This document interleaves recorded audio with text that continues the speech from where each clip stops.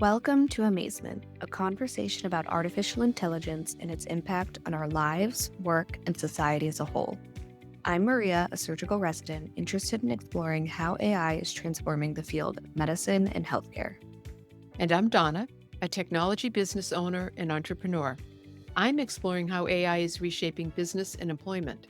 Like many of you, Maria and I use generative AI tools now, like ChatGPT, Perplexity, and Claude, and we want to know more about AI's growing influence in our daily lives.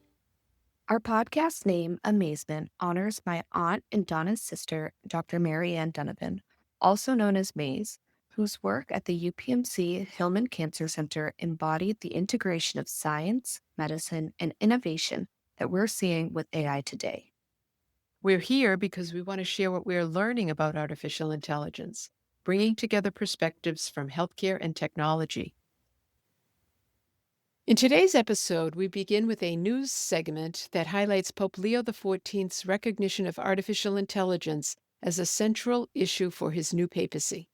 Stay tuned as we delve into what this means for the future of AI and its impact on our world. Here's the clip.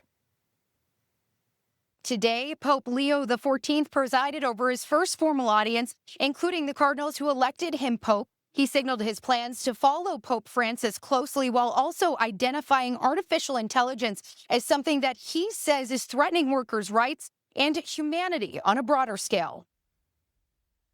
Impegnativi per le responsabilità affrontate insieme. Chicago-born Cardinal Robert Prevost saying he chose his papal name in part to honor Pope Leo XIII, a proponent of fighting for social issues and workers' rights. He also says he plans to follow Pope Francis's lead on his church reforms and commitment to social justice. Il Signore che mi ha affidato questa missione. In the meeting, Pope Leo asking other senior church leaders to uphold their commitment to the Second Vatican Council, responsible for sweeping church reforms in the 1960s. He also identifies artificial intelligence as a top challenge for working people, human dignity, and justice. So the new Pope, who is an American, Pope Leo XIV, has made artificial intelligence a central focus of his early papacy, which I think is very interesting.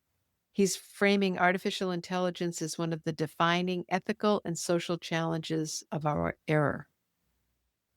Pope Leo identified AI as a main challenge facing humanity, warning that it threatens human dignity, justice, and labor rights. He drew a parallel between the disruption caused by AI today and the upheavals of the Industrial Revolution. And therefore, he explained that as a reason for taking the name Leo. So Pope Leo XIII addressed a similar transformation that was underway when he became Pope in the late 1800s. It was the Industrial Revolution. What's really interesting is how he did emphasize that AI has immense potential for the good of humanity. And he was weary of challenges and threats, like you said, against human dignity, justice, and labor. But he's embracing that and called for responsibility and discernment to deploy and maximize AI's immense potential. To your point, he is embracing artificial intelligence as a technology with immense potential, but wants to keep us aware of the fact that it also poses great risks. And some of those risks are ones that we have talked about and will talk about, specifically labor rights. Now, in this case, we have the impact of AI on the many people who are working for companies around the world who are being replaced, potentially, who have been replaced. And then, of course, the flip side is also the magnification of skills that AI can provide, making an individual, a knowledge worker, for example, even more productive, more efficient, more skilled, and therefore more useful. There are two sides to the coin for sure.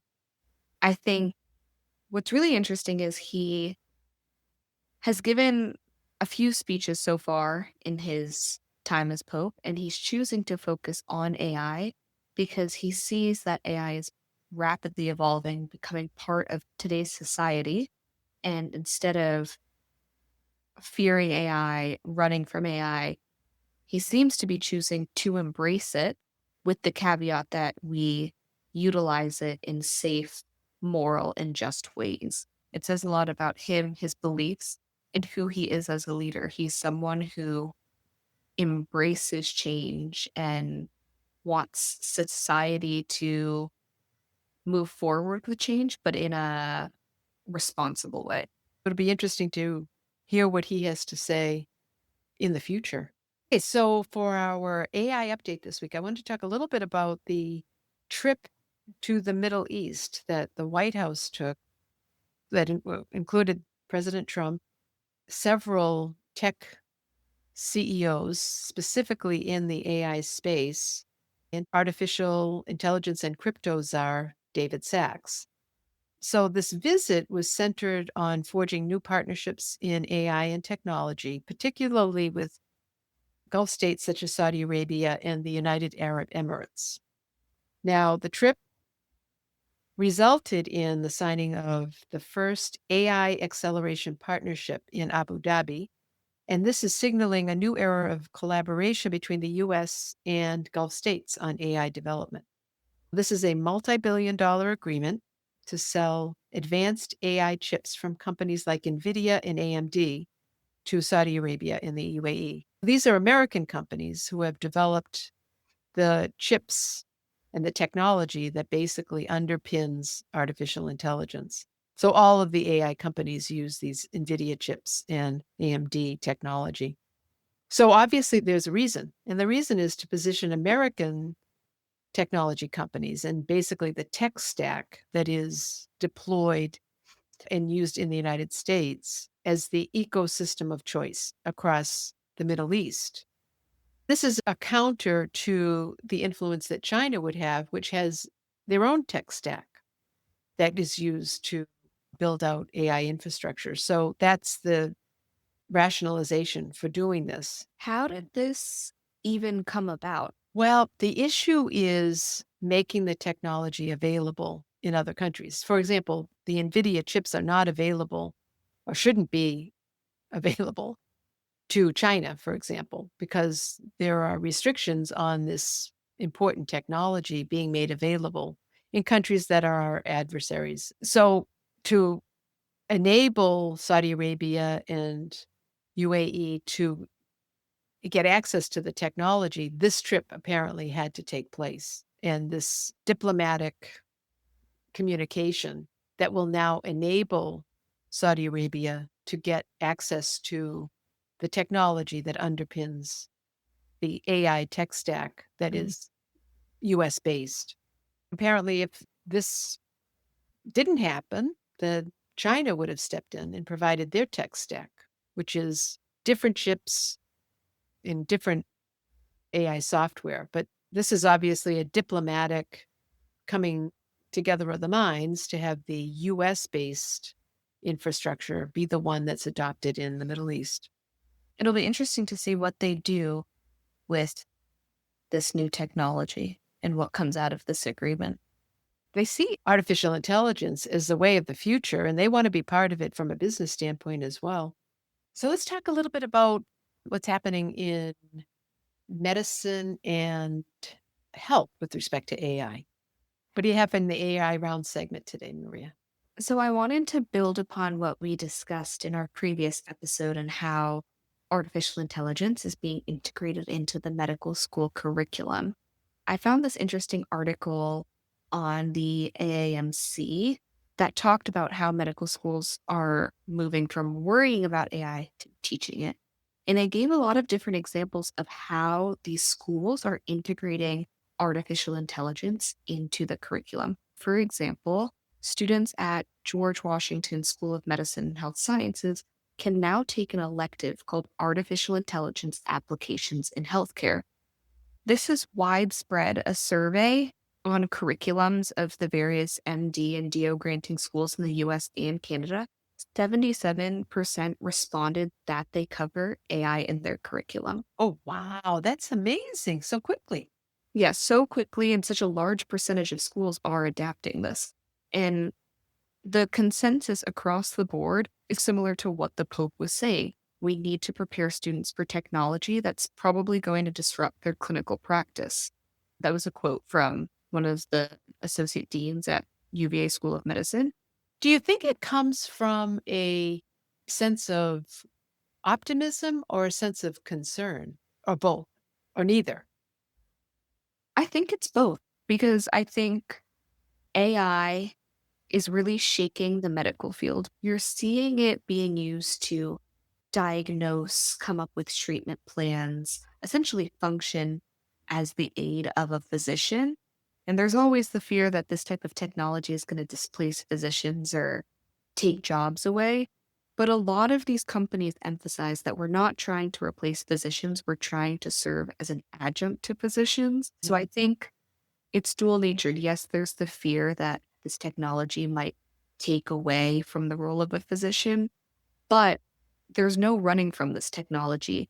It's developing, it's becoming part of today's society.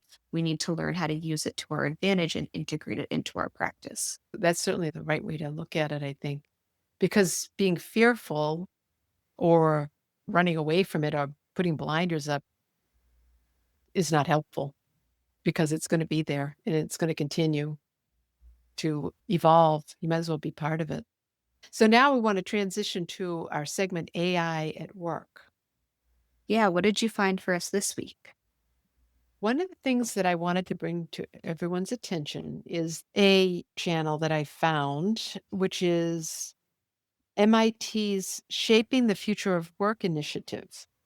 It's shapingwork.mit.edu is the URL for this. And on YouTube, it's at MIT Shaping Work. And what's interesting about this is that it's an effort to analyze and understand the forces that are eroding job quality and labor market opportunities for non-college workers. And I suspect college workers now too, because they talk a lot about the impact of AI on work. So this group at MIT is carrying out research, developing curricula, having conversations with scholars and policymakers.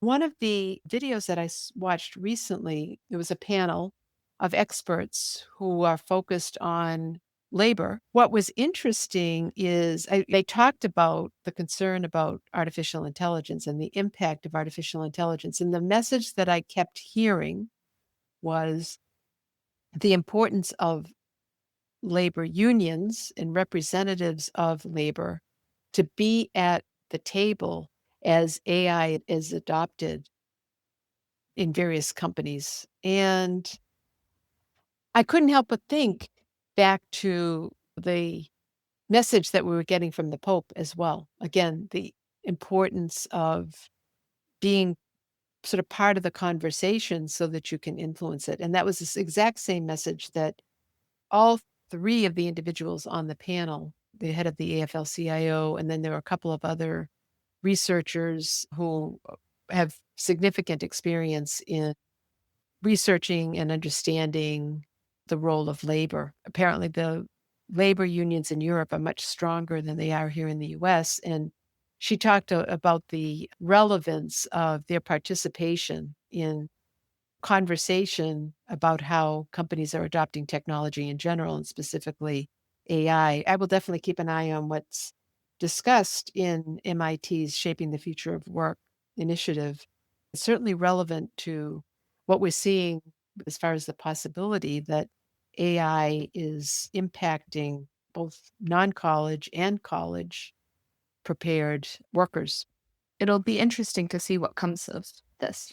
I definitely think adoption of the technology is smoother when the individuals who are impacted participate. That's certainly my experience. Interesting. So, moving on to our AI toolbox with summer coming along and vacation planning, I wanted to talk about this interesting website I found. It's called MindTrip.ai. Essentially, it's an AI platform that helps you build itineraries for travel. For example, I was playing around with it. I said, I'm going to Florence for 7 days. I'm a 30-year-old female. This is my budget. This is how much I want to spend. Build out a 7-day itinerary for me. And it shot out an itinerary with must-do activities.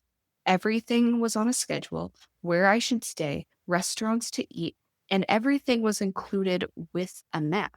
And you could refine it, for example, if you didn't want to do one of the activities, swap this out, etc.